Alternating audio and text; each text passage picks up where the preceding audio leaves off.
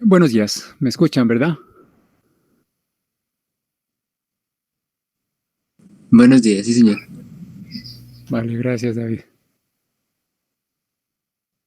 A ver, empecemos por recibieron mi mensaje en relación con la evaluación del próximo sábado, ¿verdad? Para confirmarlo, ayer nos volvimos a reunir 2 veces, el grupo de profesores, y nos pusimos de acuerdo. Nos hace falta pulir algunos detalles nada más del cuestionario. Eh, y nos falta definir algunos detalles de las instrucciones antes de enviárselas. Esperamos, como les anuncié, que esa decisión sobre las instrucciones y el cuestionario estén listas hoy en la noche o a más tardar mañana hacia la mitad de la mañana, de modo que hacia el mediodía de mañana podamos enviarle las instrucciones. Vamos a ver cómo nos va con este ensayo. Les reitero, tal vez se los escribí, ¿no? Pensamos darle un valor numérico pequeño a este ensayo, solamente el 10%, pues como para reducir el estrés, si es que eso se puede, y intentar que ustedes presenten esa prueba espontáneamente, tranquilamente. Vamos a ver cómo nos va. Eso por un lado. Por otra parte, hoy recibí en la mañana 2 o 3 dudas concretas de algunos de ustedes, pero no he tenido tiempo de responderlas. Mm, pero en general, pues quiero pedirles que cuando hagan las consultas sean bastante concretos, y aspiro a que cuando llegue el mensaje con la inquietud, simplemente leyendo el mensaje, yo pueda interpretar de qué se trata la inquietud, que no tenga que ir a mirar un archivo adjunto con detalle para encontrar cuál es la inquietud. Porque he notado que algunos en sus mensajes escriben: tengo dificultades con tal problema, adjunto el desarrollo que hice, no estoy seguro si hay algún error. Básicamente me están pidiendo echarle una mirada y dígame, ¿está bien? Listo. Si está mal, dígame dónde. No, así no trabajamos, recuerden, trabajamos sobre dudas concretas. Es más, las dudas deberían formularlas en la medida de lo posible, de manera general, sin hacer alusión a ningún enunciado específico. Bueno, a veces hay que hacer alusión al enunciado, vaya y venga, pero vamos a ir intentando poco a poco que ustedes se aproximen a una mejor comunicación. Tómenlo constructivamente, por favor. Se trata de mejorar las habilidades de comunicación y también de ser más efectivos en el uso del tiempo, en particular, pues en este caso del mío. Ok, esas eran las dos cosas antes de empezar, a menos que tengan alguna inquietud relacionada con el tema presentado la vez pasada o con lo que ustedes intuyen que se va a presentar hoy. Escucho.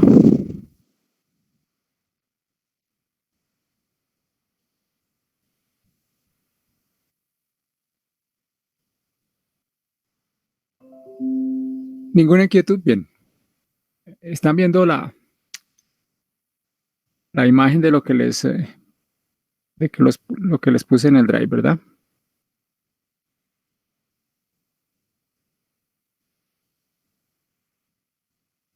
A ver, primera imagen. Identifican fácilmente que corresponde al codo del problema con el que hemos estado ilustrando el uso de algunas formas de las ecuaciones básicas. El codo que hace que cambie la dirección de flujo 90 grados y que además permite unir dos tuberías de diámetros diferentes. Es un codo reductor de 90 grados, así se llama. No dibujé El entorno de la superficie de control, ese ya lo tenemos más que definido, pero debería estar en el dibujo. Es el mismo de todas las oportunidades anteriores. El fluido entra por el plano 1 y sale por el plano 2. Las cifras son las mismas, el ejemplo que hemos venido manejando, excepto esta que es nueva. Ese es un flujo de calor. Vamos a suponer que tenemos ese flujo de calor, 33.5 millones de julios por segundo, que es una cantidad bastante grande. Bien, las demás cifras son las mismas, o sea, las áreas son las mismas, es agua, las presiones son 250 a la entrada y 200 a la salida, kilopascales. Y por lo tanto, todas las cifras del caso anterior, donde resolvimos el balance de energía, donde lo planteamos, siguen siendo vigentes. Pero ahora tenemos esta novedad. Esta cifra, los 20 julios por kilogramo o metros cuadrados por segundo cuadrado, la tomo del caso que resolvimos en la sesión pasada. La diferencia entre los 252 con los que entra como energía mecánica el agua y los 232 con los que sale energía mecánica específica. Bien, les recuerdo que la interpretación a la que llegamos era que esa cantidad de energía mecánica perdida correspondía a un incremento en la energía interna.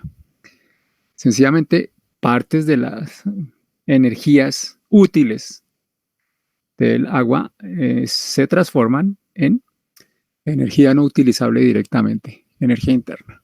Bien, esa es la interpretación sencilla que le dimos al cuento. Pero ahora nuestras cuentas cambian porque esta cifra no la habíamos tenido en cuenta con anterioridad. Esa es una velocidad de transferencia de calor, 33.5 millones de julios por segundo. Deberíamos empezar entonces por considerar qué efecto va a tener eso en la ecuación de energía. Seguramente va a cambiar alguna cosa. Como es una sola entrada, una sola salida, tal como hicimos la semana pasada, o la sesión pasada más bien, trabajemos por unidad de masa. O sea, dividamos este flujo en los 200 kilogramos por segundo que ingresan. A ver si yo me doy mañas de escribir. Más o menos hoy. Se trataría de dividir 33.5 y no se va a poder.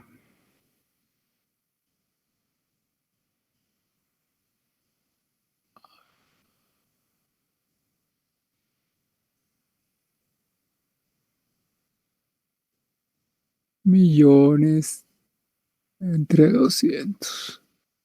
Ese resultado nos va a dar millones, ¿cierto? Ese resultado da un poco menos de 1.000.000, pues un poco menos, no, un sexto, da 167.500.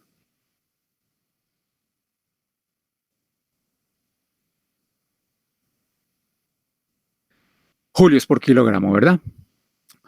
Ok, nuestra ecuación cambia ahora, pero no voy a formularlo con ecuaciones, ustedes lo hacen después y comprueban que eso efectivamente, el resultado al que lleguemos es válido. A mí me gusta hacer las cuentas como en las tiendas. Teniendo las cosas en la cabeza uno puede fácilmente relacionarlas. ¿De qué se trata este cuento? Con anterioridad habíamos dicho, el agua tiene 252 julios por kilogramo cuando entra. Ahora tendríamos que decir, tiene 252 cuando entra, pero además por el camino recibe 162.500, ¿cierto? Eso se incorpora entonces a la energía que porta el agua y la cantidad ahora va a ser mucho mayor que antes. De todas maneras, sale con 232 julios por kilogramo de energía mecánica, si es que la presión, la velocidad y la elevación son las mismas y vamos a suponer que así es. Entonces, lo que voy a hacer es proponer la siguiente idea. No nos preocupemos por el balance de energía, preocupémonos por qué efecto tiene esta energía sobre el agua. Ustedes conocen que darle energía a un líquido, o produce el cambio de fase o aumenta la temperatura, porque el fluido almacena esa energía que recibe en forma de energía interna. ¿Significa eso entonces que estos 162.500 se van a incorporar a la variación de energía interna? Vamos a calcular la variación de energía interna debida a este flujo de calor.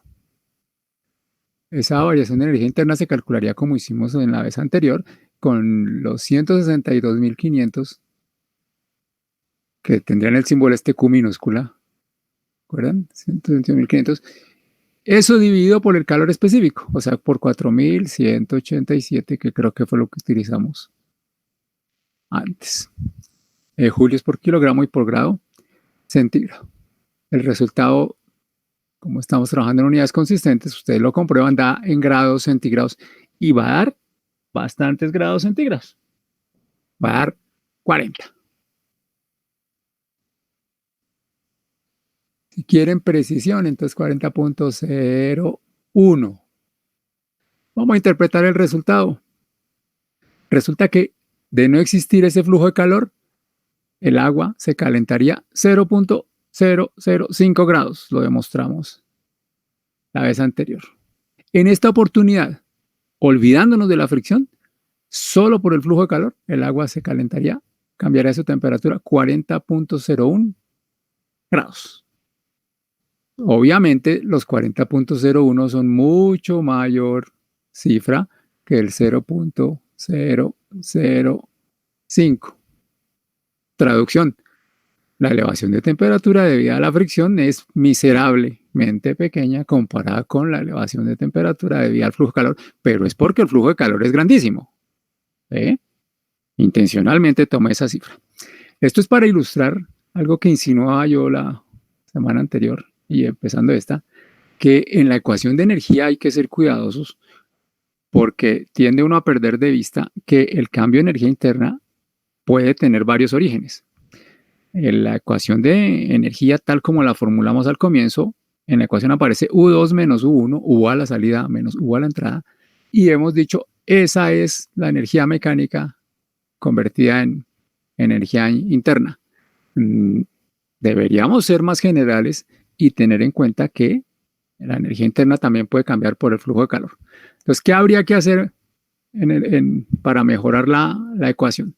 Para mejorar la ecuación, tener en cuenta que el flujo de calor está a la izquierda, entrando, ¿cierto? Aquí aparece el flujo de trabajo, después viene el signo igual, después vienen los flujos de energía mecánica restados, energía mecánica a la salida menos energía mecánica a la entrada, y el siguiente término, recuerden, es delta U, el cambio de energía interna. En este cambio de energía interna, por lo menos tener presente que están dos contribuciones, la fricción y el flujo de calor. Los dos. ¿Sí?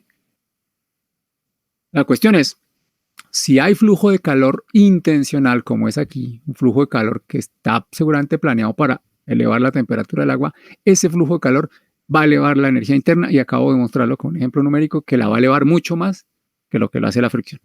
Entonces aquí en delta U deberíamos también sumar ese flujo de calor. Traduzco, lo digo de manera más explícita. A la hora de echarle números a la ecuación de energía, en este sitio habría que colocar 162.500 y en este sitio habría que colocar la energía mecánica perdida más 162.500. ¿Listo? Toca hacer cuidados. Ese es el detalle que les planteo para comenzar la discusión hoy. Ahora, en casos como este, la temperatura aumentó durante el flujo 40 grados. Insisto, la gran mayoría debido al flujo de calor. Y eso inmediatamente debe ponernos a pensar, oiga, ¿y las propiedades que posiblemente cambien de modo significativo si las cifras son estas, al ir de 1 hasta 2? Ustedes deberían verificar a ver qué le pasa a la densidad y a la viscosidad del agua en este ejemplo concreto. Seguramente van a encontrar dado la experiencia que tienen del módulo 1, que la viscosidad se va a afectar relativamente más que la densidad. No obstante, la densidad va a ser diferente en 1 que en 2 y el purista va a tener problemas con eso. El purista va a querer diferenciar las densidades y eso está bien porque la ecuación de energía lo permite. Se puede poner la densidad 1 a la entrada, la densidad 2 a la salida y las cifras pueden ser distintas. No hay inconveniente. Pero a veces se tiene la tendencia a trabajar con una densidad promedio. La densidad promedio pues sería el valor promedio aritmético entre la de la entrada y la de la salida. Y eso de la densidad promedio es válido, es permitido, y después lo van a ver porque en el módulo 4,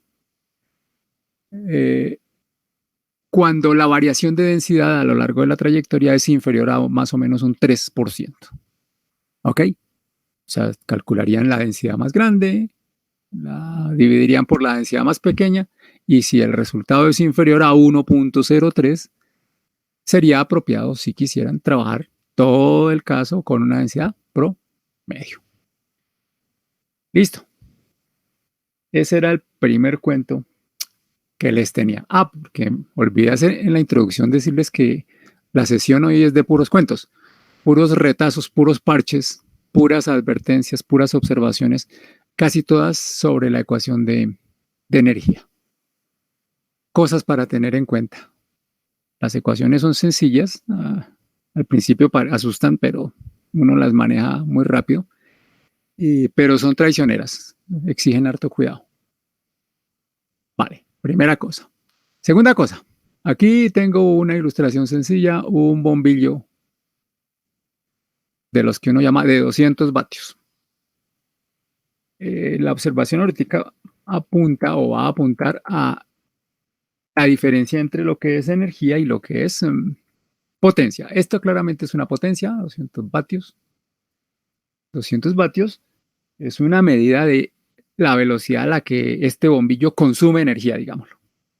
¿Sí? Y significa, ustedes saben que los vatios son julios por segundo, significa ni más ni menos que cada segundo que el bombillo esté funcionando, consume 200 julios de energía. Cada segundo que esté funcionando. Si el bombillo está apagado, es evidente que no consume energía, ¿cierto? Luego, la energía involucrada en el funcionamiento de un aparato tiene que ver con el tiempo que ese aparato esté funcionando. Ejemplos sencillos. Si el bombillo está prendido un segundo, pues va a consumir 200 julios segundo. Perdón, 200 julios, que es la medida de energía es julio, la unidad de energía. 200 julios en un segundo. Un julio también es un vatio por segundo, ¿verdad? En cambio, si trabaja una hora, veamos cuánto energía consume si trabaja una hora. Sabiendo que consume 200 julios cada segundo y sabiendo que serían entonces 3.600 segundos, porque eso es lo que tiene una hora. Esta sería la cantidad de julios que consume ese bombillo. Eso les va a dar 720.000 julios o un vatio hora. ¿Listo? Calculen cuánto consume en un día, claro, de trabajo continuo. Pues va a consumir 24 veces esta cifra. Y eso da en julios. ¿Cierto? Y si la quieren en vatios hora, pues habría que ir por 3.600. Eso les va a dar 4.8 kilovatios por hora. Fundamental. La vez pasada lo mencioné, pero esta vez hasta les pongo números. Recuerden la advertencia que hice la vez anterior. Es muy común encontrar quien sencillamente para calcular energía consumida coge esta cantidad que es la potencia y la multiplica por un segundo. Así el bombillo esté trabajando una semana. Evidentemente no lo están haciendo bien. No es multiplique por cualquier tiempo. Yo insisto en eso, es multiplique por el tiempo de funcionamiento del aparato, de la máquina. Bien. Siguiente tópico. Muy, muy común también equivocarse por este lado. ¿En qué casos la velocidad en uno es igual a la velocidad en dos? O la velocidad de la entrada igual a la velocidad de la salida.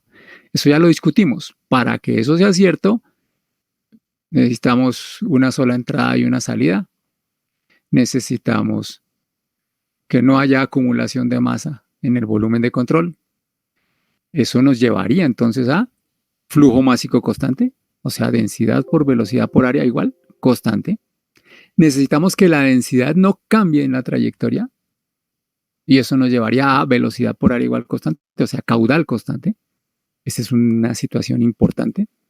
La única situación en la que el caudal se mantiene constante es una sola entrada, una sola salida, sin acumulación y con densidad invariable. Y ahora, además de que el caudal sea constante, necesitamos que tanto la entrada como la salida tengan el mismo tamaño. Listo, son varias cosas las que se necesitan para que esto suceda. Eso lo demostramos en un ejemplo anteriormente. Bien, ahora, una situación relativamente común es la siguiente. A veces hay una velocidad extraordinariamente más pequeña que la otra. Supongamos que es la 1, la más pequeña, ¿vale? Pero podría ser la 2. Si una velocidad es mucho más pequeña que la otra, posiblemente eso tiene una explicación de acuerdo con lo que acabo de escribir y es una gran diferencia de áreas, ¿cierto? De hecho, en el problema del codo, recuerden que a la entrada la velocidad es 4 veces más pequeña que a la salida y es debido exclusivamente al tamaño de los dos planos de flujo. Uno es 4 veces más grande y entonces el fluido va 4 veces más despacio.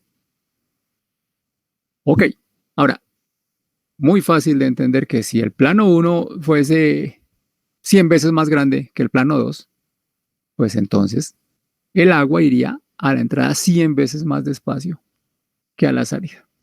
Estoy hablando de áreas, no de diámetros. Y si va 100 veces más despacio, su energía cinética es, recuérdense que es velocidad al cuadrado, es 10.000 veces más pequeña. O sea, el problema aquí ya se puede llevar a un contexto práctico. Velocidades significativamente diferentes significa, quiere decir, energías cinéticas supremamente diferentes.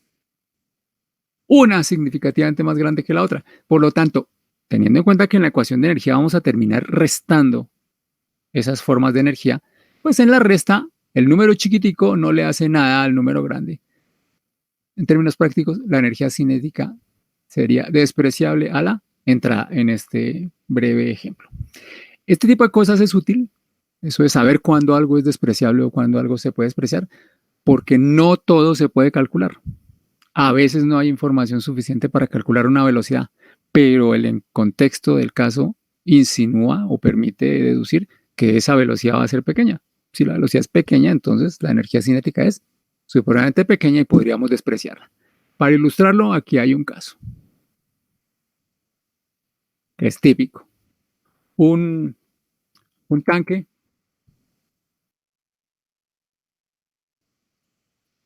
es comparativamente bastante grande en términos de área con respecto a un orificio de descarga, un orificio de salida.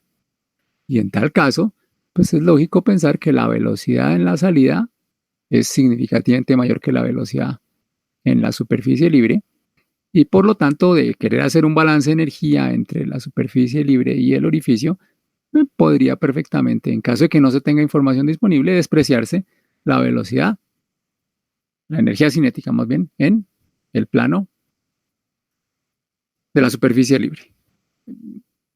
Hay quienes acostumbran a decir, voy a suponer que la velocidad ahí es cero.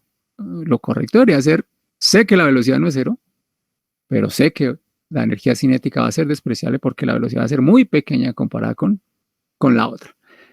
La misma situación podemos mencionar en este caso. Supongamos que este es el contracaso anterior. Aquí estamos presentando el orificio por el que se llenaría el tanque.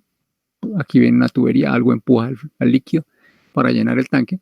Y en este caso, en el plano de entrada, la velocidad es la que es significativamente grande comparada con la velocidad que vamos a tener dentro del tanque. La primera corresponderá a una energía cinética grandísima y podemos despreciar entonces la segunda. igual este caso, donde lo que ilustro es la unión entre una tubería de diámetro pequeño con otra de diámetro significativamente más grande.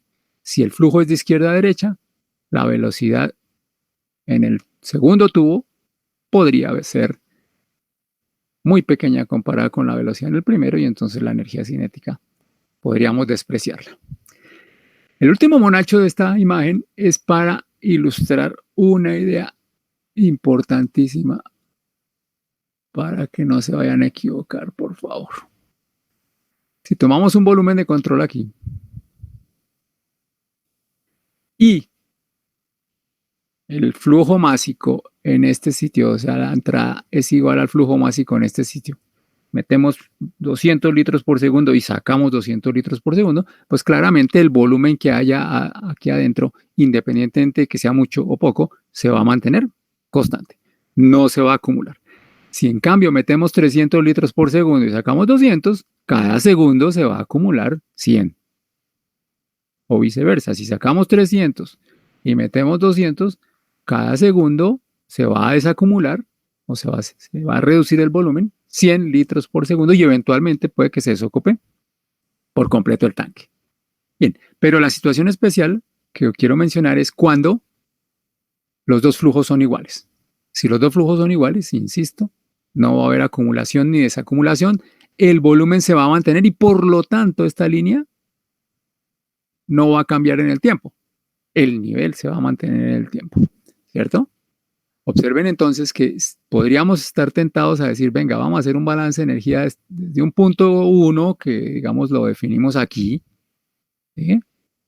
Y el error que quiero mencionar es que a veces razonan diciendo, como este punto no se mueve, entonces es que la velocidad ahí es 0. Ni riesgos. La velocidad ahí no es 0. De hecho, imaginen lo que pasa si cierran súbitamente esta válvula, una válvula en esta tubería. Automáticamente el punto se va a mover hacia abajo, ¿cierto? Y entonces, ahora el argumento sería, como se mueve, la velocidad dejó de ser 0. De hecho, la velocidad en este plano tendría que ser la misma antes y después de que se abra esa válvula. Claro que mucho después sí va a cambiar, pero inmediatamente no. Entonces, lo que quiero destacar es que tengamos un punto fijo en un plano no significa que el fluido no se esté moviendo. De hecho, imaginen lo siguiente, le agregan un colorante al agua, ¿vale? Esto está funcionando con agua pura, ¿listo? Y a las 9:30 inyectan por este sitio un colorante, ¿listo? ¿Qué va a pasar? Eventualmente, muy rápido el colorante llega a la superficie libre y muy rápido, si el recipiente fuese transparente, se vería que el color iría bajando. Eso es demostración de que hay movimiento en el agua hacia abajo, ni más faltaba, porque si no, no saldría. Es demostración que la velocidad no es 0. Puede que sea bajita con respecto a la de salida, pero no va a ser bajo ninguna circunstancia 0. Bien, hablando de acumulación y desacumulación, volvemos a otro dolor de cabeza, que si el flujo es estable o que si no es estable. En los problemas de los libros son muy cómodos porque el autor dice, suposiciones, flujo estable, listo, salió del paso. Ya, autorizó a tachar un término en las ecuaciones y dele. Nosotros estamos en contra de ese tipo de proceder. Nosotros queremos que las suposiciones estén sustentadas. Las suposiciones deben corresponder al escenario físico que se está estudiando.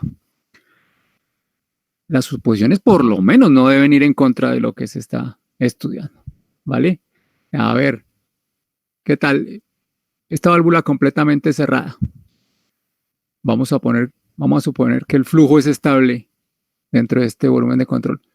Evidentemente, esa es una suposición contraria a la naturaleza del caso, porque sabemos que si esta válvula está cerrada, paulatinamente el tanque se va a ir desocupando. Por lo tanto, el contenido de lo que sea masa, momento, energía dentro del tanque no es independiente del tiempo. Por lo tanto, hay acumulación Por lo tanto, la derivada de lo que sea con respecto al tiempo no es cero y habría que tenerla en cuenta.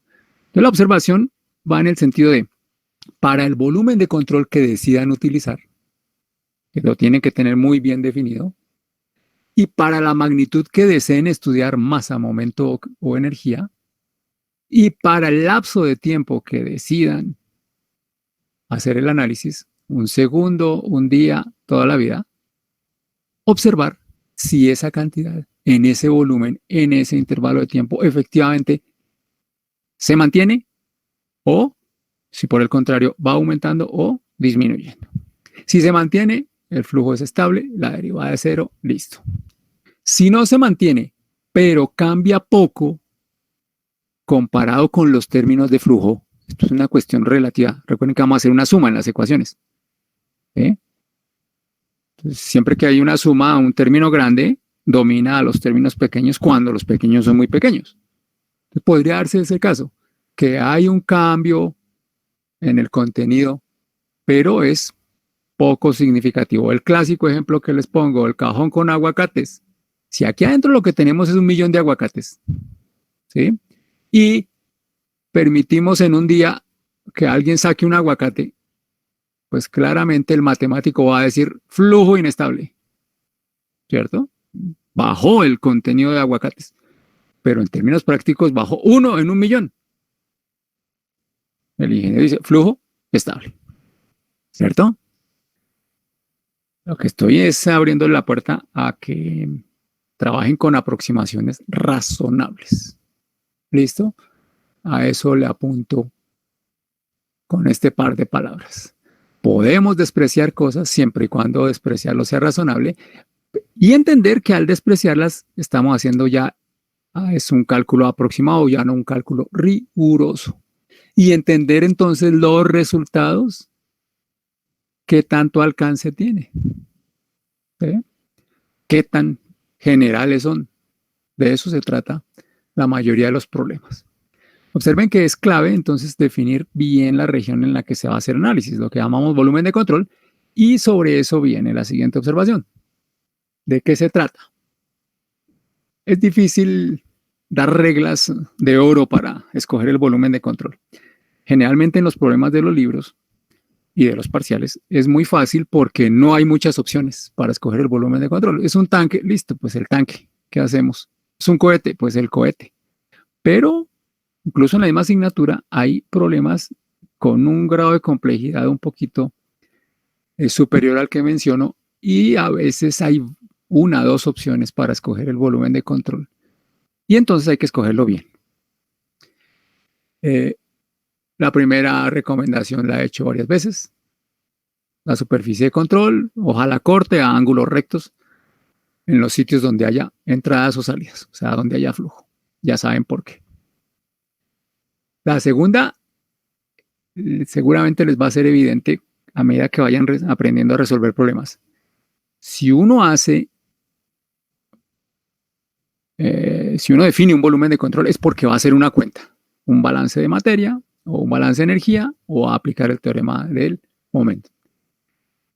Lleven su memoria rápidamente a esas ecuaciones. Esas ecuaciones exigen información en las superficies en las que hay flujo. Por lo tanto, uno debería escoger esas superficies en los sitios donde tiene información, no donde no la tenga. Eso es así de sencillo. ¿Eh? A eso me refiero, tener especificaciones de flujos en la superficie de control. ¿Ok? Claro, a veces en la superficie de control está la incógnita que se quiere resolver. Perfecto. También es necesario, porque si no la incógnita no va a aparecer en las ecuaciones. Lo siguiente es una obviedad. Entre más simple sea el volumen de control, mejor. De una forma más regular sea, pues más fácil de manejar las matemáticas. Entre fijo y móvil, más sencillo que esté fijo. Entre móvil con velocidad constante y móvil acelerado, infinitamente más fácil que esté con velocidad constante. Que tenga la forma todo el tiempo definida, fija, mejor a que esté cambiando de forma. Pero hay problemas que exigen meterse en volúmenes de control móviles, deformables. ¿Sí? Pues, ni modo. Esto es cuestión de practicar. ¿Sí? Y la última observación de esta pequeña lista es importantísima. Ya les pasó en termodinámica. Para algunos fue una sorpresa. Y me refiero a que para resolver algunos problemas no es suficiente formular una ecuación. Hay que formular otra u otras. ¿Sí? Y a veces incluso armar un sistema de ecuaciones simultáneas en lugar de ir reemplazando una en otra o una en otra. Sí, a veces en muchos problemas de fluidos es necesario, es conveniente formular varias ecuaciones y para hacerlo no necesariamente debemos tener un solo volumen de control. A veces es conveniente formular el balance de energía sobre un volumen de control y el balance de masa o el teorema del momentum sobre otro. Incluso a veces se formulan 3 volúmenes de control diferentes. Y hay problemas complejos donde hay que formular una infinidad, un montón de volúmenes de control para obtener un montón de ecuaciones.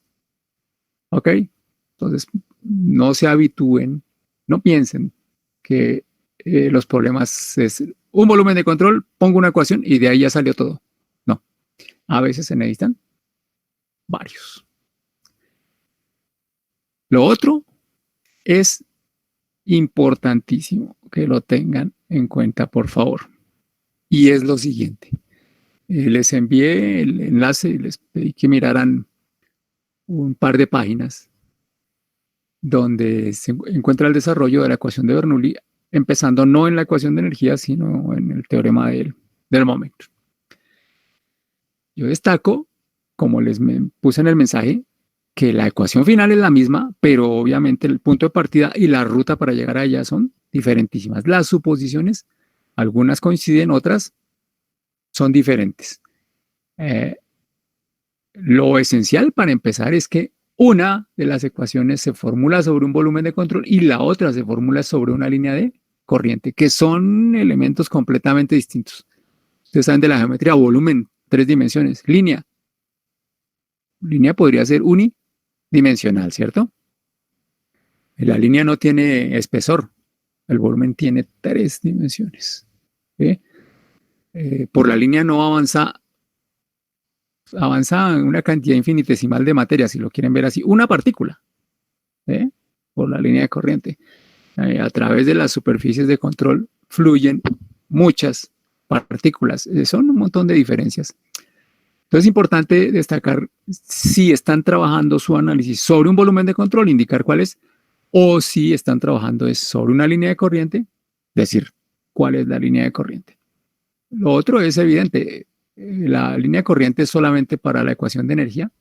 En realidad no es para la ecuación de energía, sino para la ecuación final. La ecuación final es la ecuación de Bernoulli, ¿cierto? La que dice energía mecánica igual constante. La suma de G por Y, B cuadrado sobre 2 y presión sobre densidad da lo mismo en cualquier sitio de la línea de corriente. Pero para que eso sea cierto se necesita un poco de condiciones que yo les pedí que ustedes inventariaran en la lectura, ¿cierto?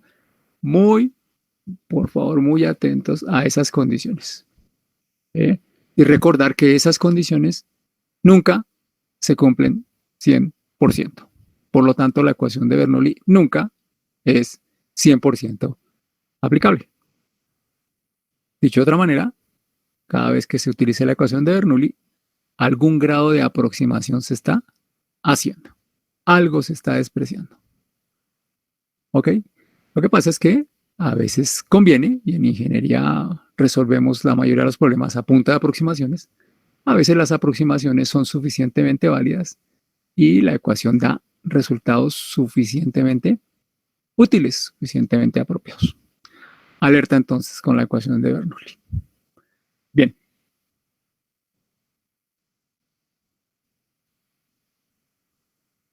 Siguiente observación. Ustedes deben estar viendo o interpretando aquí, su cerebro deben estar diciendo, esa ecuación la conozco. Esa es la ecuación de energía para un caso especial. Empecemos porque salta a la vista que está en energía por unidad de masa. Out e in salta a la vista entonces que es una entrada y una sola salida. No hay una derivada en este sitio. Entonces, esa derivada es cero. Vale, flujo estable. Ok, dentro de los paréntesis están todas las formas de energía. La energía mecánica más la interna, ¿cierto? Que es lo que llamamos energía total. La energía total entrando menos la energía total saliendo deberían ser cero, y de no ser cero es porque o está entrando calor o está entrando trabajo o están saliendo, lo que quieran.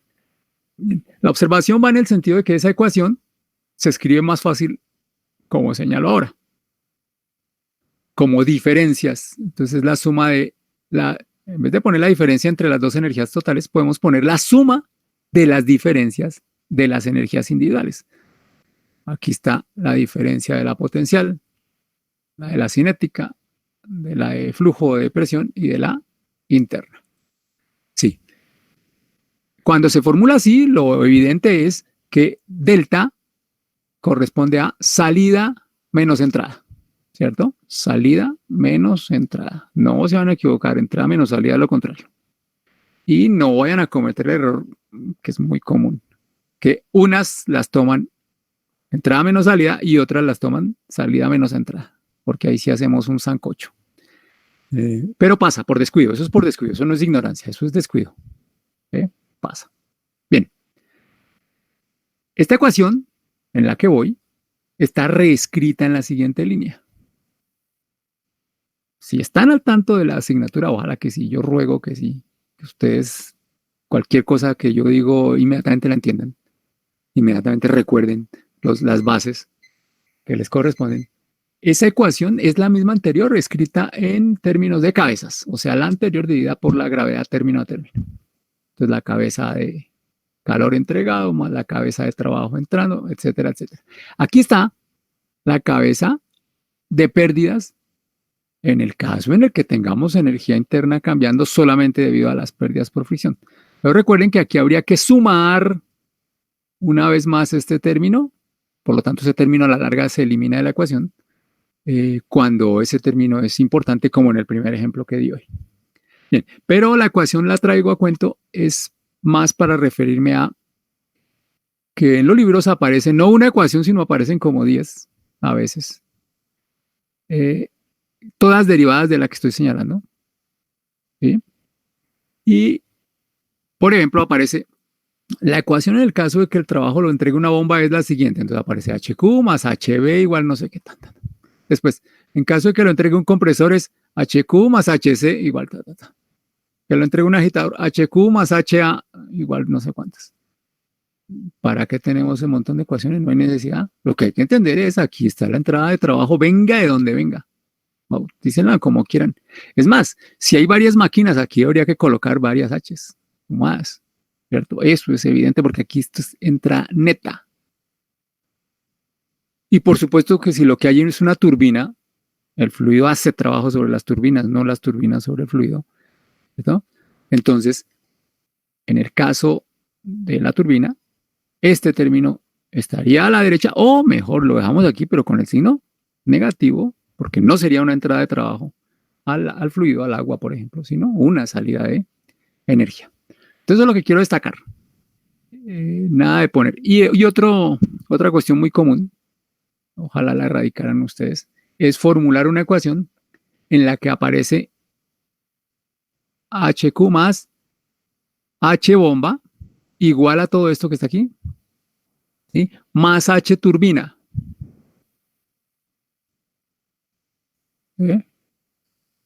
Pues esa ecuación es aplicable para los casos donde hay bomba y turbina. Evidentemente es una ecuación súper específica. Lo destaco es porque a veces dicen, voy a empezar de las ecuaciones generales, porque nosotros les pedimos que empiecen de las ecuaciones generales. Y ponen esa. Esa ecuación no es una ecuación general. Si aparece bomba y turbina es una de las ecuaciones más particulares que puede uno imaginar. Un escenario donde hay bomba y turbina, ¿qué tiene de general? Más general tendría que ser HB más HC más HA más H, todo lo que se les ocurra. ¿Ok? Observen que no hay necesidad. El comentario va a ser en ese sentido, no engañarse. Ecuaciones particulares, ser cuidadoso, no son ecuaciones generales y eso es apenas evidente. Descansen por favor unos 5 minutos. Yo voy a tomar agua y ya continuamos.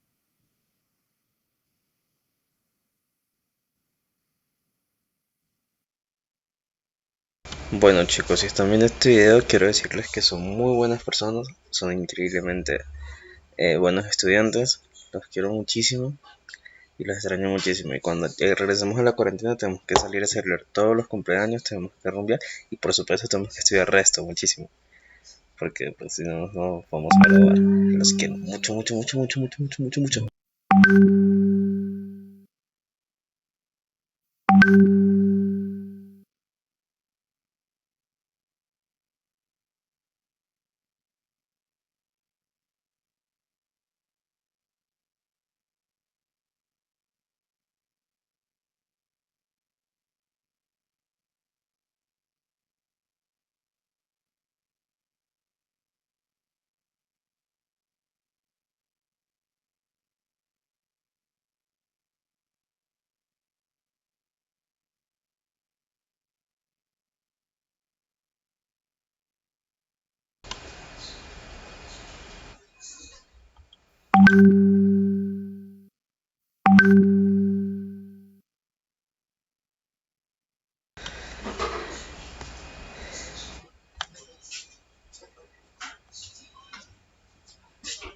Bebé, no es que esté loco, lo que pasa es que mi computador tiene dos formas de bloquear el micrófono. Uno que es como por sistema y otro que es...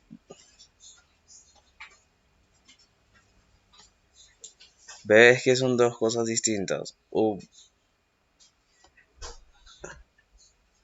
Ves que yo puedo bloquear el micrófono de forma manual. No sé cómo decirlo. Como que yo bloqueo el hardware.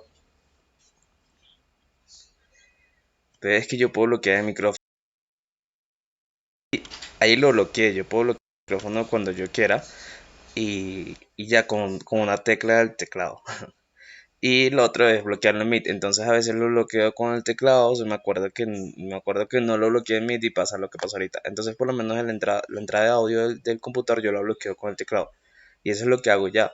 Entonces cuando voy a hablar por WhatsApp simplemente la desbloqueo y listo. Y pues pasa lo que pasó ahorita.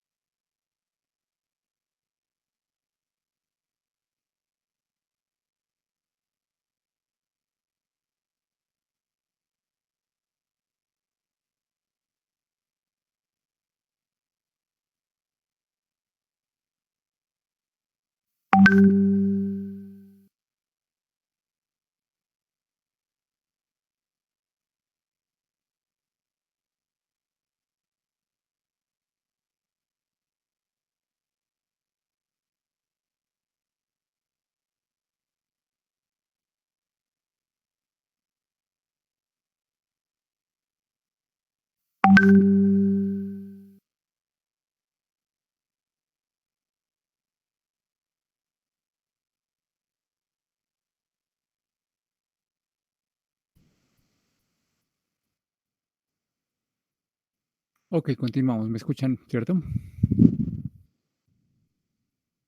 Sí, señor. Bien.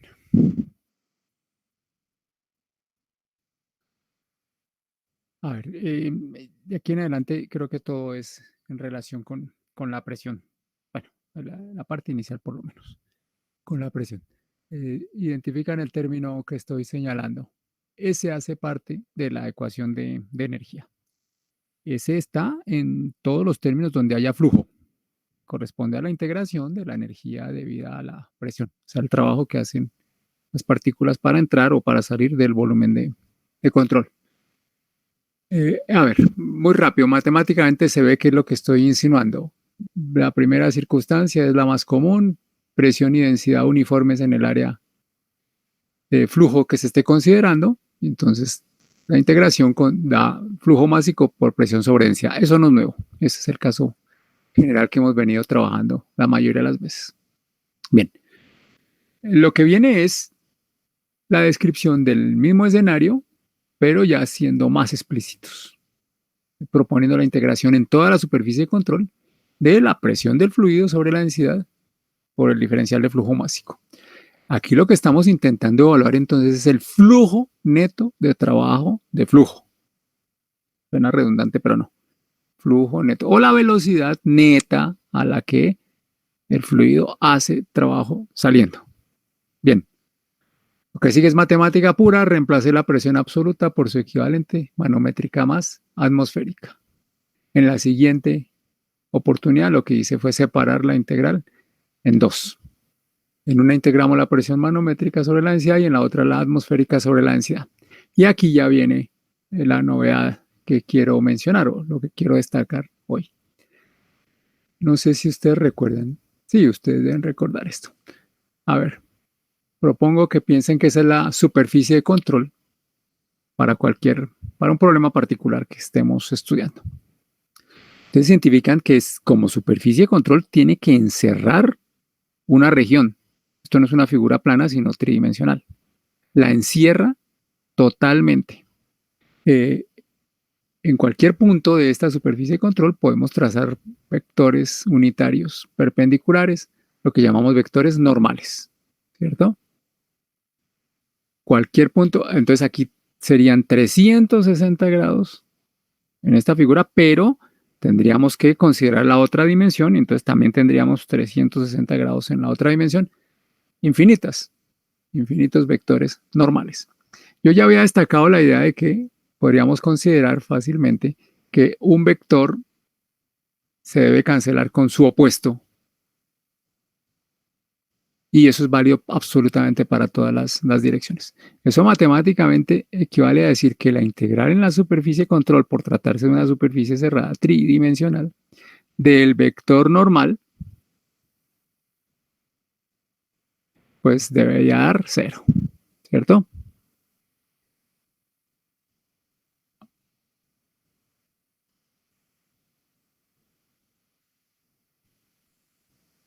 A ver, pongamos aquí un igual a cero.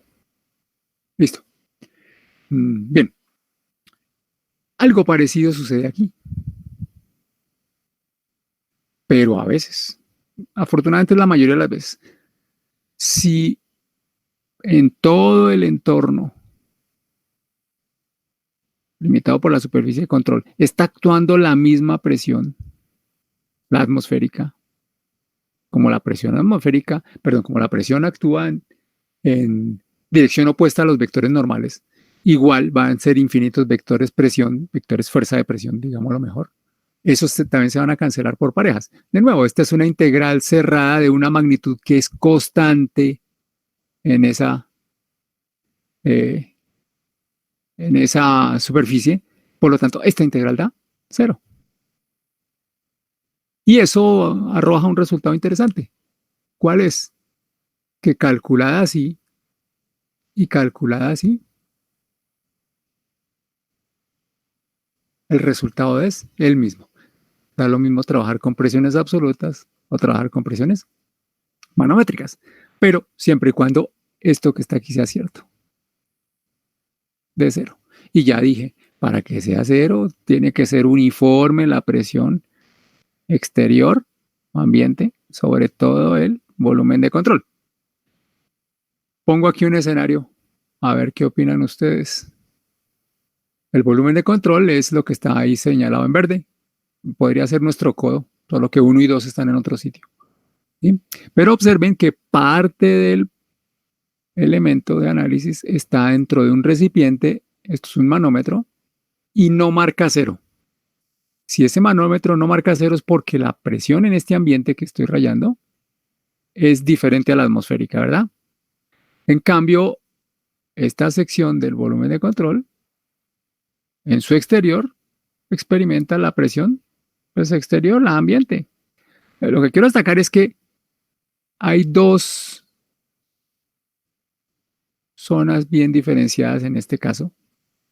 Una donde la presión exterior es la atmosférica y otra donde la presión exterior es la de una atmósfera artificial, digámoslo así, la atmósfera que está dentro de este tanque, cuya presión no es la atmosférica exterior. Por lo tanto, para una situación como esta integral no daría 0. Y por lo tanto, hacer el cálculo con presiones manométricas no arrojaría el mismo resultado que con presiones absolutas. Para curarse en salud, en general, uno debería trabajar con presiones absolutas, ¿verdad? Pero, insisto, resulta a veces mucho más cómodo, en lugar de estar sumándole la atmosférica, trabajar con las manométricas, asegurarse que sea válido. Sencillamente eso. Bien, aquí para allá viene un elemento central porque es el nexo entre este módulo y el que sigue, o parte del nexo entre este módulo y el que sigue. ¿Sí? Ah, mentira. Discúlpeme, eso es en la siguiente imagen. En esta es para hablar de otra cosa que también es importante porque induce a muchos malos entendidos, a muchos errores, malas interpretaciones. A ver, bien rápido. Eso que sea la representación de un tubo que conduce un líquido de izquierda a derecha. Un tubo de los comunes y corrientes de área constante, estado en posición horizontal. De manera desprevenida, por ver que A y B están a la misma altura, se podría pensar que la presión en ambos es la misma, en ambos sitios. ¿Sí? Pero si formulamos un balance de energía, aquí está, en forma simplificada, energía mecánica en A es la energía mecánica en B más la energía mecánica perdida. ¿Por qué? Porque aquí no hay ni trabajo, ni calor, ni acumulación, ni entrada de trabajo, perdón, ni cambio de... ni acumulación, dejémoslo así. Entonces, el balance general de energía se reduce a un balance de energía mecánica. Aquí está expresado, expandido, las energías mecánicas. ¿Sí? No hay necesidad, pero hagámoslo. ¿Sí? Ustedes pueden observar que para este escenario, este término y este término son idénticos. No es que sean 0, pero son idénticos, se eliminan. No hay cambio de energía potencial porque no va a haber cambio de elevación del fluido. Este término y este igual son idénticos en magnitud. ¿Por qué? Porque es el caso donde las velocidades son iguales entonces. ¿Sí? Si no cambia la densidad, no cambia el área, no hay acumulación, una sola entrada, una sola salida. Entonces las energías cinéticas no cambian. Por lo tanto, esta es una situación en la que solamente podríamos mirar a ver si cambia la presión, dejémosla. Presión en A menos presión en B, ¿cierto? O si queremos mirar la posibilidad de que sean iguales, fácil en la ecuación se observa que presión en A es igual a presión en B solamente si este término es 0, ¿cierto? Pero sabemos que cuando hay flujo hay fricción. Por lo tanto, en general la presión en A va a ser diferente a la presión en B. Es más, de aquí se ve fácilmente que la presión en A va a ser mayor que la presión en B. Se ve fácilmente que el flujo va a ir perdiendo presión. y va a ir perdiéndola más rápido, entre más rápido pierda energía mecánica. Donde haya harta fricción, pierde presión bastante más rápido. Pero como estamos en ingeniería, si esta presión es enorme y la energía mecánica perdida no es sustancial, es poquita, pues en ese caso aproximadamente las dos presiones son iguales. Rigurosamente una es mayor que la otra, pero que esto sea 10 millones de pascales, esto será 9.999.900, prácticamente lo mismo. ¿Sí? En general, entonces, es de esperar que la presión disminuya a lo largo de una tubería como estas. Bien. Ahora, una situación parecida en cuanto a posibles problemas de interpretación es esta. De las que más encontramos como ejemplo de situaciones equivocadas, malas interpretaciones. A ver, esto supongan que representa un tanque. Esta es la superficie libre, contiene un líquido. ¿Sí? A es un punto sobre esa superficie libre. Aquí hay un orificio. Un orificio y este es un chorro de líquido. Si el orificio está destapado, si está abierto, pues por ahí saldrá líquido al ambiente exterior.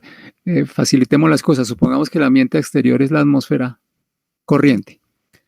Pues evidentemente, tanto el punto A como el punto C quedan expuestos a la atmósfera. Si el chorro en C no es muy veloz, y con los líquidos nunca es muy veloz, la presión de este chorro libre, que así se llama, es la atmosférica. Esa es una cuestión a tener en cuenta. Los chorros libres descargan a la presión del ambiente que los recibe. Ok. En el caso de gases a muy alta velocidad, no necesariamente es así. Eso yo lo había mencionado en alguna oportunidad. Bien. Ahora, alguien podría estar tentado a decir, necesito la presión en B, conozco la presión en A. Venga, le sumamos esta columna. ¿Sí? Peso específico por esta altura H. Listo, y escribir la presión en B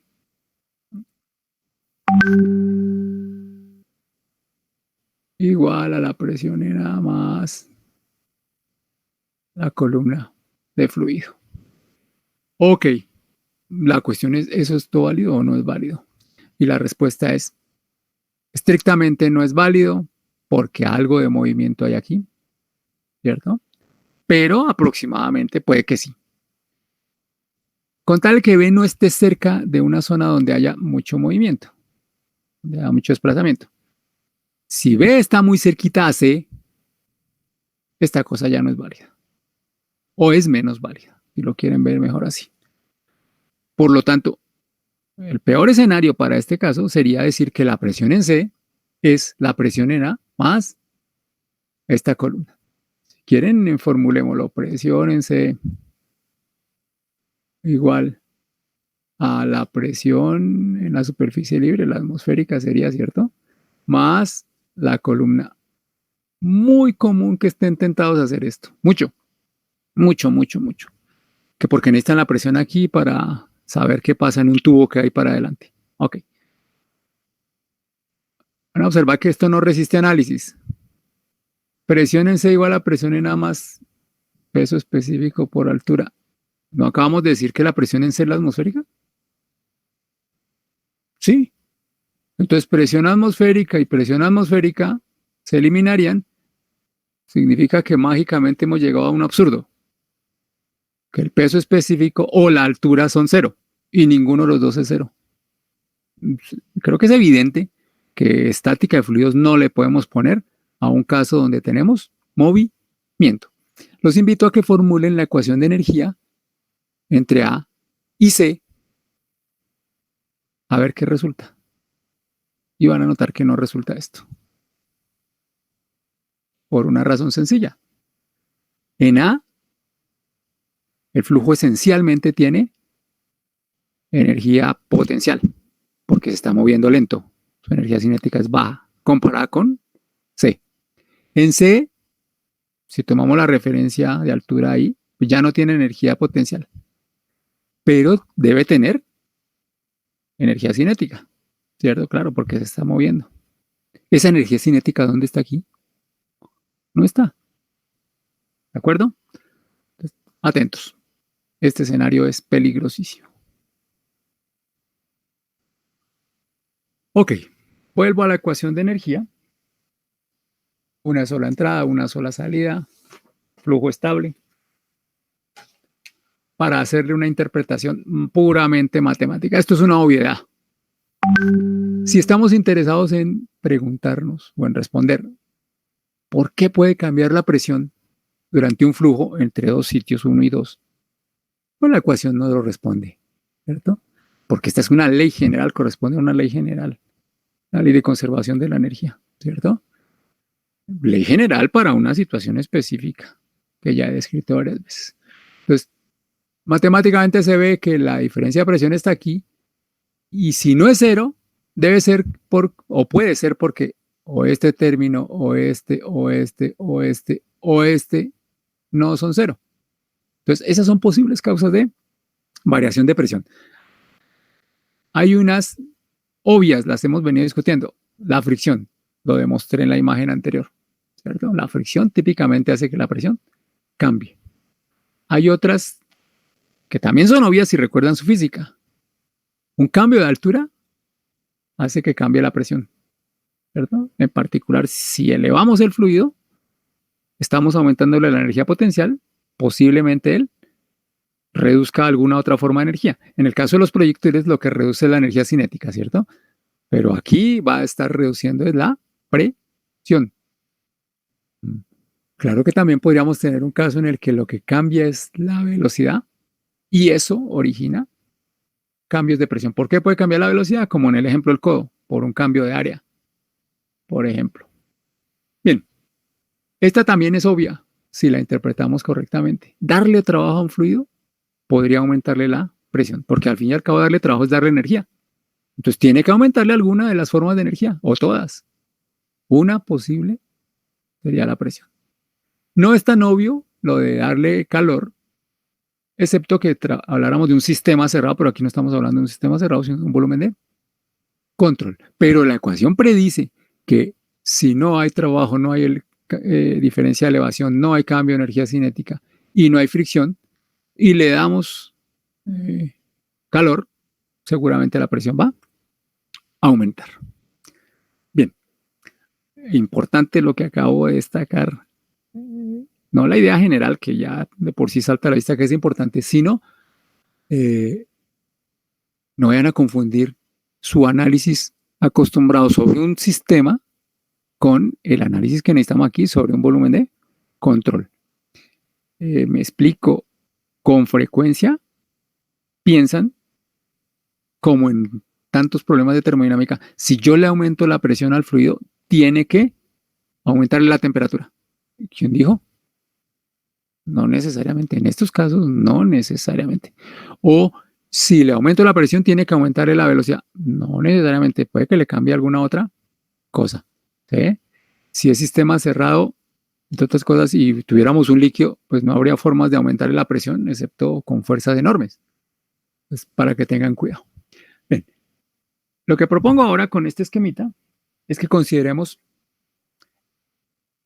este escenario desde la óptica de la ecuación de conservación de la energía que presenté al principio de esta imagen. Venga, limpiamos. Listo. Entonces, el escenario, una vez más, ya lo identifican. Un tubo simple, una entrada, una sola salida en posición horizontal. Si el flujo es estable, ya los tengo cansados, la velocidad no cambia. Entonces, no cambia ni la energía potencial ni la energía cinética. 0 y 0, ¿cierto? No cambian. No hay ninguna máquina, no hay ninguna entrada o salida de calor. Y entonces miren el resultado, interesantísimo. Interesantísimo. Lo voy a escribir en verde para destacarlo. A ver si se deja.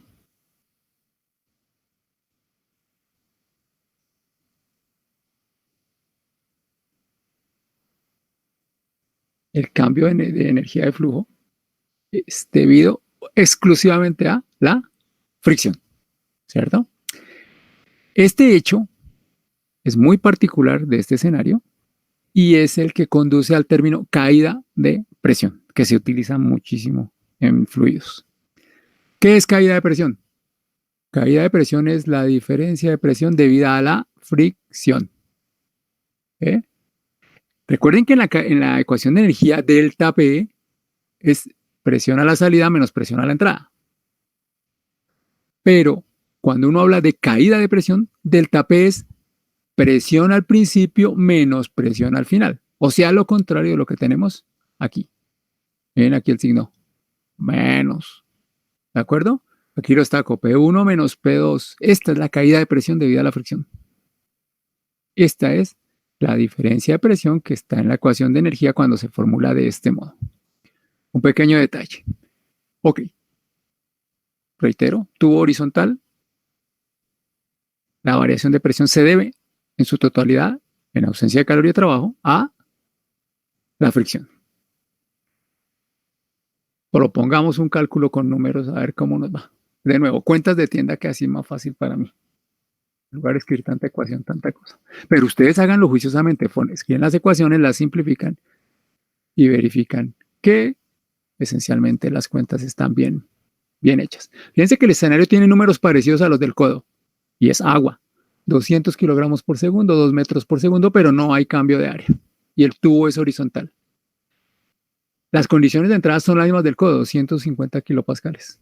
¿Sí? Y el nivel de referencia lo podemos tomar en el eje del tubo. Aquí están es la suma de las energías, formas de energía mecánica. Ustedes pueden ver 250 es la energía de presión o de flujo, 2 la energía cinética y 0 la energía potencial. Sumemos como hicimos la otra vez, eso da 252, ¿cierto? 252 unidades de energía mecánica. Energía mecánica por unidad de masa tiene el agua cuando entra a este volumen de control. Bien. Supongamos que la presión a la salida de este volumen de control es 100 kilopascales. ¿Listo? Digamos que las medimos, 250 y 100. Si hacemos el inventario, pues a la salida tiene 100 julios por kilogramo de energía de flujo, 2 de energía cinética y 0 de energía potencial y la suma da 102, ¿cierto?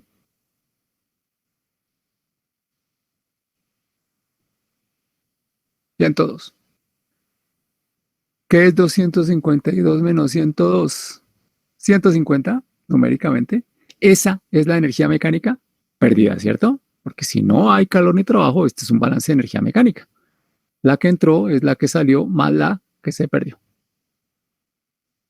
El balance de energía lo estamos utilizando para calcular la energía perdida. Este es el mismo caso del codo con otros números. Allá nos dio 20, aquí nos da 150 porque la presión es otra. ¿Listo? Pero lo traigo para que interpretemos las cosas. Cuando hablamos de la diferencia de presión entre 1 y 2 es 252 menos 102. P1 menos P2. Diferencia de presión entre 1 y 2. ¿Yo por qué estoy escribiendo por allá? Perdónenme un segundo. 100. Ave María. 150 dije, ¿no? 150 kilopascales. Presión en 1 menos presión en 2, eso es súper evidente. Es lo que marcan los 2 manómetros. La caída de presión, que es una cosa distinta a la diferencia de presión, la caída de presión es la diferencia de presión ocasionada por la fricción. Como en este escenario lo único que está haciendo que cambie la energía mecánica es la fricción, esta cifra también es 150. Y eso no es sorprendente, ¿cierto? No es sorprendente porque aquí lo acabamos de demostrar. El cambio en la energía de flujo en este escenario es idéntico a la energía mecánica disipada por efectos de la fricción. Evidente, 150 igual a 150. Pero comparemos ese caso con este. ¿Listo? Es el mismo tubo, exactamente el mismo, los planos están en el mismo sitio, las condiciones de entrada son las mismas. A la entrada esto vuelve y suma 252, eso no tiene pierde.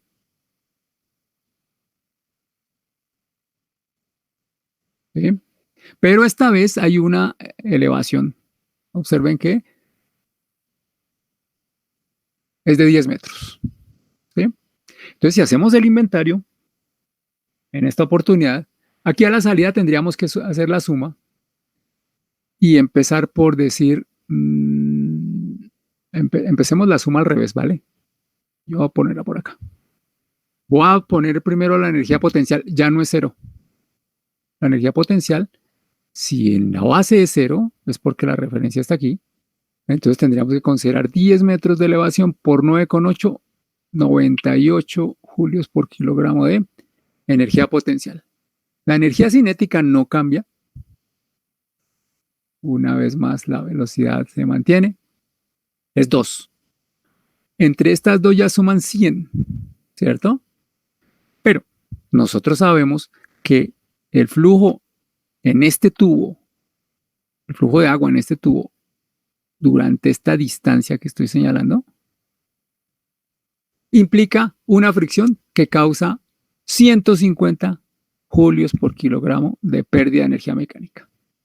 Eso lo sabemos, porque los datos del caso anterior lo certifican, ¿cierto? Entonces hagamos una cuenta sencilla.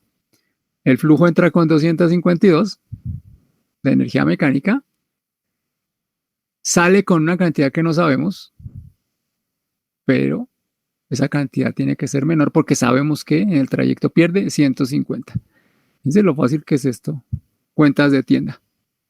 Hemos deducido que a la salida debe tener 102, ¿cierto?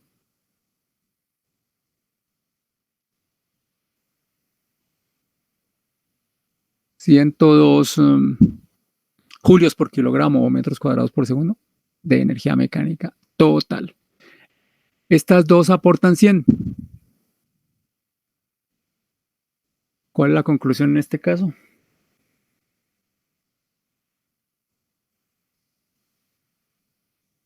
La conclusión es evidente, ¿cierto? La energía mecánica total debe ser 102 y potencial y cinética suman 100, pues entonces la energía de flujo tiene que ser 2 para que la suma sea 102.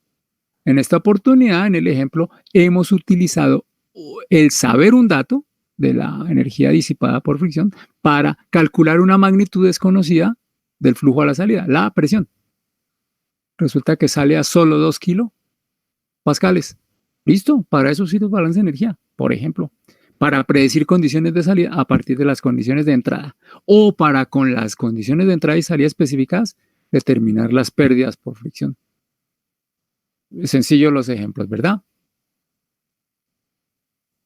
Miremos otro. Observen que esta vez el dispositivo es algo diferente al anterior. ¿Sí? Fíjense bien, la información es muy parecida. El caso, digamos que es el mismo, solo que el tubo es distinto. Fíjense que son los mismos 200 kilogramos por segundo, es agua, la presión a la entrada es la misma, 250 kilopascales. ¿Sí? La velocidad a la salida es la misma, 2 metros por segundo, lo que significa que este tubo es el que estábamos trabajando inmediatamente antes. El de 0.025 metros cuadrados de área, perdón, el de 0.1 metros cuadrados de área, que es lo que nos lleva a los 2 metros por segundo. Bien. Listo. Digamos que aquí podríamos tener a continuación el codo de nuestro problema de las sesiones anteriores. Recuerdan que entra a 2 metros por segundo. Aquí podría seguir el codo. Bien. Pero el tubo, que es el mismo, insisto, de este caso,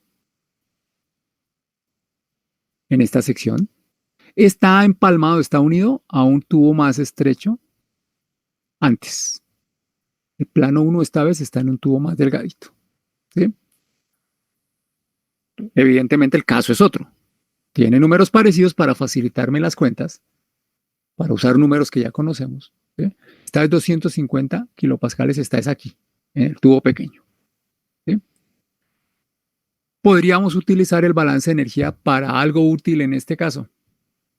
Como el escenario es otro, pues una vez propongo de entrada una cifra distinta para las pérdidas por fricción. 60 metros cuadrados por segundo.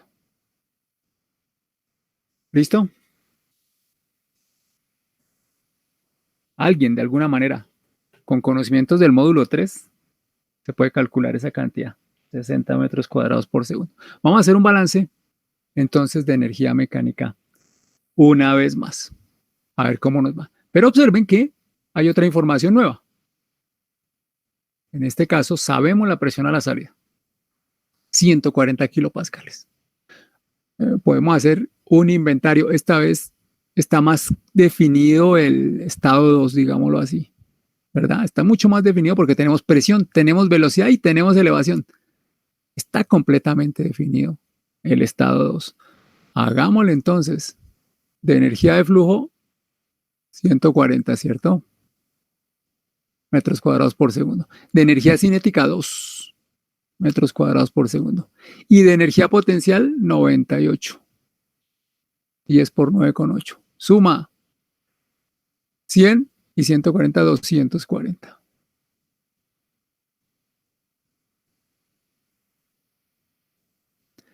$240 julios por kilogramo a la salida.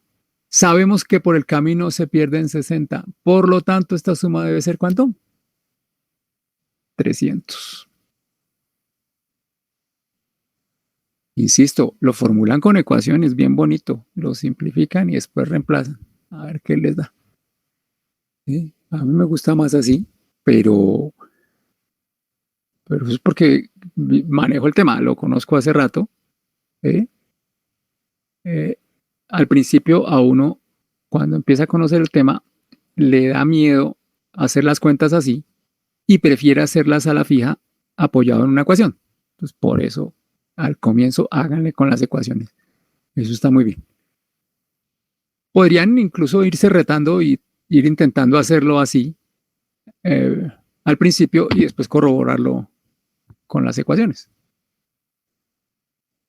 Eso les va dando práctica. Les va dando práctica. Y observen que cuando uno hace las cosas sin las ecuaciones, debe recurrir a los significados.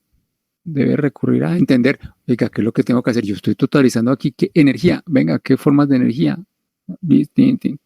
Ese tipo de cosas.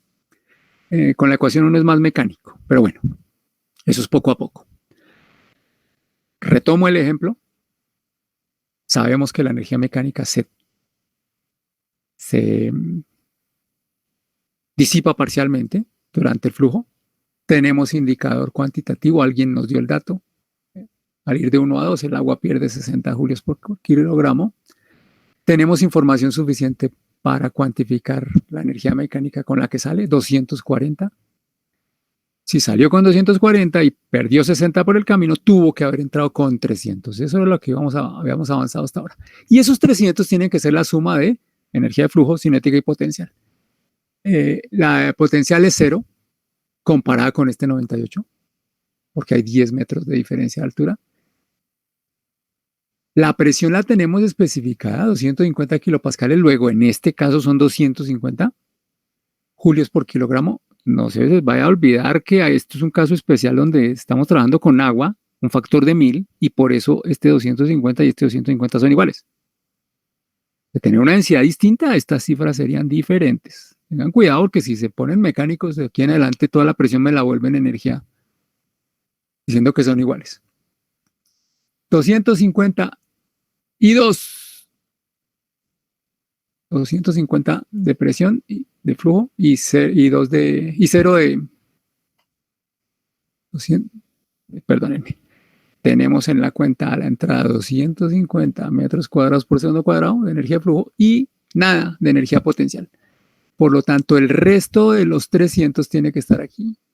En esta oportunidad, el balance de energía sirve para calcular la energía cinética a la entrada. Ustedes formulan su ecuación de energía, deben poder despejar esta cantidad. B cuadrado sobre 2, perdón, B1 cuadrado sobre 2, ¿verdad? No B2, sino B1. y debe, ¿y debe qué? Del balance de energía se puede esperar esta cantidad y debe darle 50. Y si sabemos esta cantidad y da 50, pues muertos de la risa podemos calcular la velocidad, ¿cierto? La velocidad de entrada. ¿Ya lo hicieron mentalmente? 50 por 2 da 100 y el único número cuyo cuadrado de 100 es 10. En este ejemplo sencillísimo, perdónenme, la ecuación de energía sirvió para determinar, fue una condición de entrada, la velocidad, 10 metros por segundo. Y con eso podríamos ir más allá y calcular, por ejemplo, el área de entrada. ¿No? Y con el área calcular el diámetro. Ven, muy, muy, muy sencillos los ejemplos, supremamente fáciles. Justamente la intención es esa, que sean fáciles para que puedan interpretar los resultados y no se preocupen tanto por el álgebra. Por ahora. Bien, este dibujito no lo voy a utilizar en la discusión. Voy a apoyarme en el mismo dibujo anterior, en este. Voy a especular. Voy a proponer una hipótesis. ¿Qué pasaría con los números de este caso si la energía mecánica disipada fuese, bueno, cero no, eso es imposible, muy pequeña? Fuese despreciable, decimos. Si fuese despreciable, en términos prácticos, diríamos, tenemos cuantificado a la salida 240, pues a la entrada debería tener 240, ¿cierto? Y con esta cifra, aquí este 50 se transforma ¿en cuánto? En una cantidad absurda, ¿o no?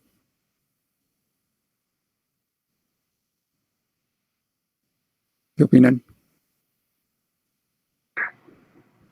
Pues no puede haber entrado. Sí, sería absurdo porque sería negativo. Porque ya tiene 250 como solo energía de flujo, ¿cierto? Una forma de validar un poco lo que uno está haciendo, por lo menos examinar casos extremos a ver si esto resiste el álgebra. Evidentemente, en este escenario, la energía mecánica perdida no podría ser despreciable bajo ninguna circunstancia, porque es imposible que salga con toda esta presión y tenga esta altura, habiendo entrado con solamente esta presión. Observen que en este escenario, básicamente estaríamos jugando con energía de flujo y energía cinética para elevar el fluido, ¿cierto? Entonces es imposible. Ok, no importa, no importa. Entonces trabajémoslo en abstracto, no lo trabajemos con ecuaciones para evitar inconsistencias. Entonces, ¿qué voy a proponer? Ya les digo que voy a proponer. Y al cabo vale la pena hacer por lo menos un ejemplito con ecuaciones. Voy a escribir para este escenario, para el volumen de control limitado por las paredes del tubo y los planos 1 y 2, la ecuación de energía en flujo estable, una sola entrada, una sola salida, todo el cuento que hemos hecho. Ustedes ya deberían estar a la altura suficiente para entender lo que voy a escribir. Presión en 1 sobre densidad más. Épale. Escriba. Lo que voy a escribir ahora es la energía cinética en 1. Ahí voy. Vale. Ya intuyen qué estoy haciendo, ¿cierto? Sumando energías a la entrada. Me hace falta la energía potencial. No hay más energías a la entrada. No hay más, ¿cierto? Bueno, sí hay más, la interna. Pero lo que estoy proponiendo es, ya saben para dónde voy, el clásico balance de energía mecánica. La energía interna la voy a dejar al otro lado. en forma de pérdidas por fricción. Entonces coloco aquí el signo de igualdad y describo ahora los términos correspondientes a la salida. Flujo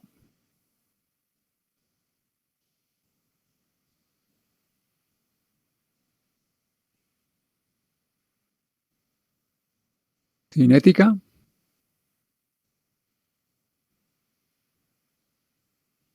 potencial, ¿cierto? Para ser generales, tratándose de una entrada y una sola salida, tendríamos que incluir el flujo de calor, pero no hay. El flujo de trabajo tampoco hay. Las pérdidas por fricción, escribámoslas en forma de gravedad por cabeza. ¿Sí? Y para ser generales faltaría el término de acumulación, pero no hay. Bien. Esta ecuación la voy a simplificar, pero entonces el resultado va a caer en un escenario bien especial. Voy a eliminar este término. Otra vez, insisto en este postulado. Bueno, ¿y qué pasaría si la energía mecánica pensamos despreciarla? Pues despreciémosla a ver qué pasa. ¿Sí? Se puede ver que el resultado conduce a esto. El postulado conduce a este resultado. ¿Sí?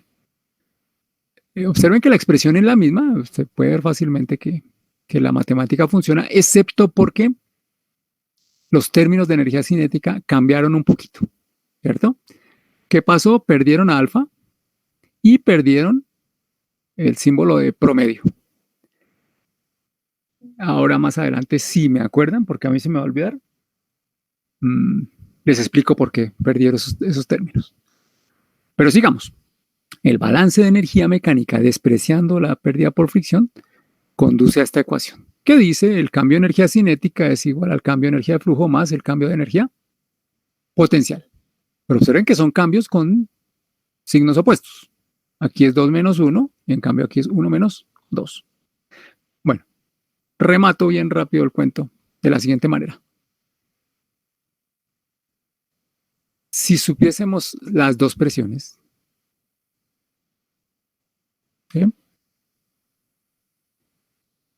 Y la diferencia de altura, y por supuesto el fluido, el lado derecho sería una cifra conocida, ¿cierto? Lleven inventario. Se necesita saber la diferencia de altura y la diferencia de presión. Diferencia de presión, no caída de presión, diferencia de presión. ¿Vale? Esa se podría medir con un manómetro. Ponemos aquí un manómetro. Manómetro en U, si quieren. ¿Listo? Y ahí el fluido y hacemos nuestro balance del módulo 1. Eso nos va a dar esa diferencia de presión. Y con un metro medimos la diferencia de altura. Ok.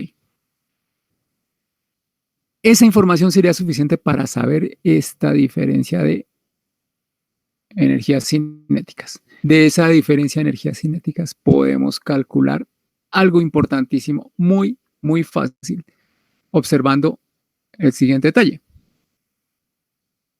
El flujo másico es el mismo a la entrada y a la salida, ¿verdad? Y la densidad igualmente es la misma. Luego los caudales son iguales. O si quieren, ρ por B por A es constante.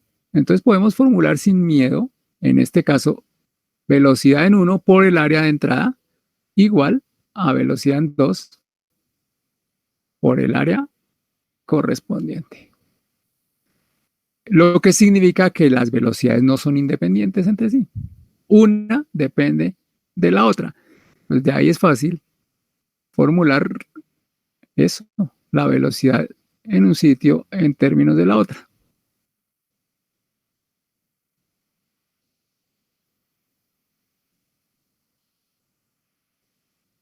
Bien fácil.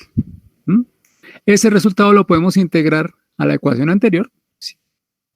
Y entonces el término de la izquierda quedaría velocidad en 2 al cuadrado sobre 2 multiplicada por el cociente de áreas al cuadrado, a1 al cuadrado sobre, perdón, a2 al cuadrado sobre a1 al cuadrado,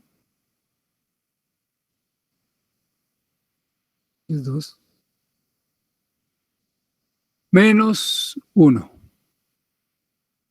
¿Listo? Ok.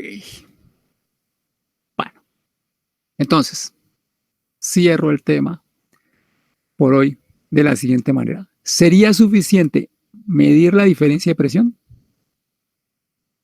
con un manómetro diferencial o con 2 manómetros bordón, como quieran, o con 2 piezómetros, como quieran? Medir la diferencia de elevación entre los dos sitios donde están ubicadas las tomas manométricas, conocer el fluido, por supuesto, ¿sí? Eso sería suficiente para calcular esta cantidad. Y si además supiéramos la geometría, los diámetros de las dos secciones, eso sería suficiente para calcular la velocidad en 2, ¿cierto? Y si podemos calcular la velocidad en 2, podemos calcular la velocidad en el otro sitio. Y si podemos tener cualquiera de las dos velocidades, nada más fácil después que calcular el caudal. Pues bien, lo que les estoy presentando a grandes rasgos es el principio de funcionamiento de medidores de caudal, de una serie de medidores de caudal que se apoyan en esta ecuación. Su funcionamiento se apoya en esta ecuación tal como he expuesto en esta parte de la imagen. Fíjense que medimos el caudal indirectamente, lo medimos a partir de mediciones de presión y mediciones de altura. ¿Sí? Estos son una serie de medidores de caudal que se apoyan su funcionamiento en, ¿identificaron la ecuación que encerré? El balance de energía, una sola entrada, una sola salida, flujo estable sin pérdidas, ecuación de Bernoulli. ¿Cierto? Pero, como ya advertí, la ecuación de Bernoulli es solamente una aproximación. Esa aproximación depende críticamente de este supuesto. ¿Sí? Por lo tanto, este resultado va a estar condicionado en cuanto a su calidad a qué tan buena sea esta suposición. Evidentemente, si los puntos 1 y 2 están muy lejos entre sí, esta suposición es más débil que si están cerquita. ¿Sí? O sea, para que el cálculo obtenido aquí, el valor calculado obtenido aquí sea confiable, de buena calidad, debemos procurar que sea de buena calidad esta suposición. O sea, debemos montar el dispositivo de modo que la fricción entre los dos planos en consideración sea baja. ¿Cómo se hace eso? Sería soñado poder cambiar el fluido y ponemos uno poco viscoso, pero no podemos porque justamente queremos medir es el caudal de ese fluido. Estamos bombeando miel, queremos medir el caudal de miel. ¿Qué gracia tendría hacer esto con agua? Nada. Entonces el fluido no lo podemos cambiar. ¿Sí? Lo que sí podemos es jugar con otros parámetros que afectan a la fricción. Además de la viscosidad que afecta a la fricción. Recuerden que la fricción es una cuestión que empieza en la pared de la tubería. Si el contacto en la pared es suave o es rápido, no es prolongado, la cosa funciona mejor. Si la pared es lisa, mejor que si la pared es áspera, si es rugosa, ¿cierto? Eso es fácil de comprender, menos fricción o más fricción. Y si no, hagan el ensayo, pásenle la manito haciendo fuerza a una superficie de vidrio y pásenle la manito haciendo fuerza a un pedazo de lija. ¿Sí? Van a notar la diferencia.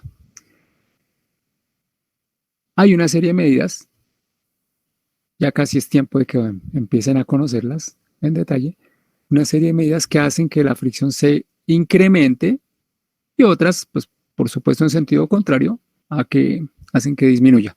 Para un escenario práctico, si queremos que la medida sea confiable, tenemos que conseguir que la fricción sea muy baja. Una alternativa distinta, ¿cuál sería? Les dejo la idea nada más, ustedes la exploran a ver cómo les va. Sería calibrar el instrumento. ¿En qué consistiría la calibración? Hacemos las mediciones que insinué, hacemos el cálculo, nos dio 5 litros por segundo, pero por otra vía medimos el caudal. ¿Cuál sería otra vía? Por ejemplo, recoger el flujo en cierto periodo de tiempo. Recogerlo en un balde, si es que es pequeño, ¿sí? O en una caneca, si es un poco más grande, o en un gran tanque, o lo que sea, ¿sí?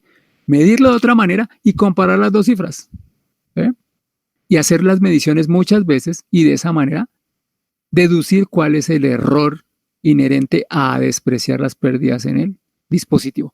Eso significa, en últimas, introducir un factor de corrección o un coeficiente de calibración del instrumento, que posiblemente sea constante, ojalá, bonito, pero de pronto no, de pronto depende de algunos parámetros de la operación. Listo. Si hay preguntas, los escucho. Ese es el tema presupuestado para hoy. Les voy a plantear una actividad que tiene que ver con leer sobre medidores de flujo. De hecho, ya una parte la adelantaron, porque ya les pedí que miraran lo del pitot, el tubo de pitot. Debieron encontrar que con el tubo de pitot se puede medir la velocidad en distintos sitios dentro del flujo, pero esos sitios no se diferencian longitudinalmente a lo largo de la trayectoria de flujo, sino radialmente. Y si unen esa idea con un ejemplo que manejamos en la sesión pasada, pues encontrarán que es factible a partir de las mediciones que se toman con el pitot, calcular el perfil de velocidad y a partir del perfil de velocidad obtener la velocidad media. Y con la velocidad media, el caudal. O sea que el pitot indirectamente, por una vía un poco más larga que esta, puede terminar siendo un medidor de caudal. ¿Sí? Insisto, los aparatos no miden directamente caudal. El caudal se calcula a partir de mediciones hechas sobre los aparatos.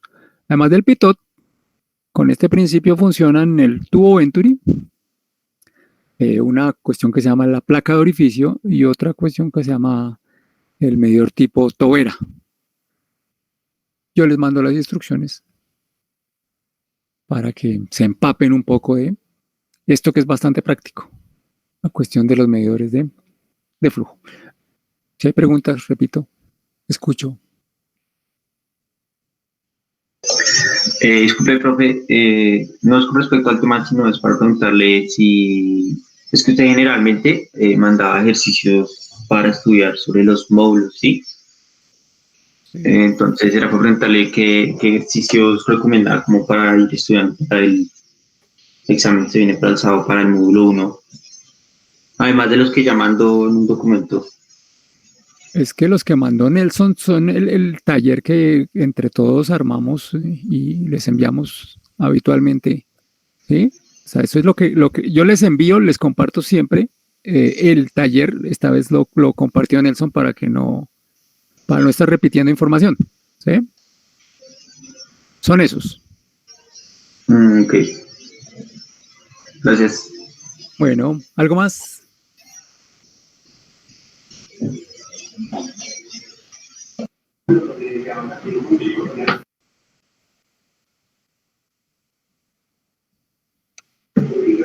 Profesor, sobre las velocidades en la última parte del ejercicio. ¿De cuál ejercicio? Dime. Cuando cambiamos de la velocidad media y después pues lo pasamos como la velocidad. Ya sé, de lo que les dije que me iba a olvidar. Sí, señor. Ok, permíteme un segundo, a ver, regreso a donde estaba.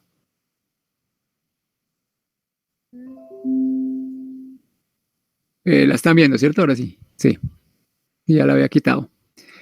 Bien, a ver, la cuestión es un tecnicismo, pero es importante, bien importante.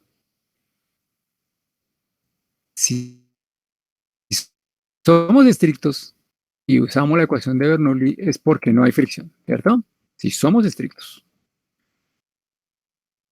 Vamos por ahí. Estrictamente hablando, esta ecuación, que es la de Bernoulli, se deriva de la otra, eliminando las pérdidas. Bien. Estrictamente hablando, si no hay pérdidas por fricción, el fluido se desliza libremente al hacer contacto con la tubería. No se frena en la pared. Desliza. Principio de no deslizamiento no entraría aquí. Principio de no deslizamiento es porque el fluido tiene viscosidad y eso origina las pérdidas. Pero si no hay pérdidas, es porque, bueno, idealicemos, porque el fluido no tiene viscosidad. ¿Ok? Pero en tal caso no habría perfil de velocidad. O sería plano, más bien, digámoslo. Todas las partículas, independientemente de a qué distancia estén de la pared o del eje, tendrían la misma velocidad. El perfil sería planito. Bueno, no voy a poderlo dibujar y no hay necesidad, ¿verdad? Y si el perfil es plano, tenemos una condición uniforme y entonces los coeficientes de corrección del momento ni de la energía cinética valen 1, ¿cierto? Aquí hay un 1, multiplicando, ¿sí? Pero además, si todas las partículas tienen la misma velocidad, esa velocidad es la promedio. O sea, no hay ninguna discusión. La velocidad de la entrada, 2 metros por segundo, ¿de quién? De cualquier partícula. 2. ¿Para qué ponemos promedio? Ese es el tecnicismo. Y es importante, sobre todo desde el punto de vista conceptual, para que no vayan a cometer el error de escribir la ecuación de Bernoulli con alfa, porque eso sería contradictorio, ¿cierto? Y que no vayan a utilizar la ecuación de Bernoulli con velocidades promedio, porque también sería contradictorio. ¿Ok? ¿Listo? Así el valor sea el mismo numéricamente, pues es contradictorio pensar en velocidad promedio cuando estamos hablando de uniformidad. ¿Ok? Era eso. Nada más. ¿Listo? ¿Qué otra cosa?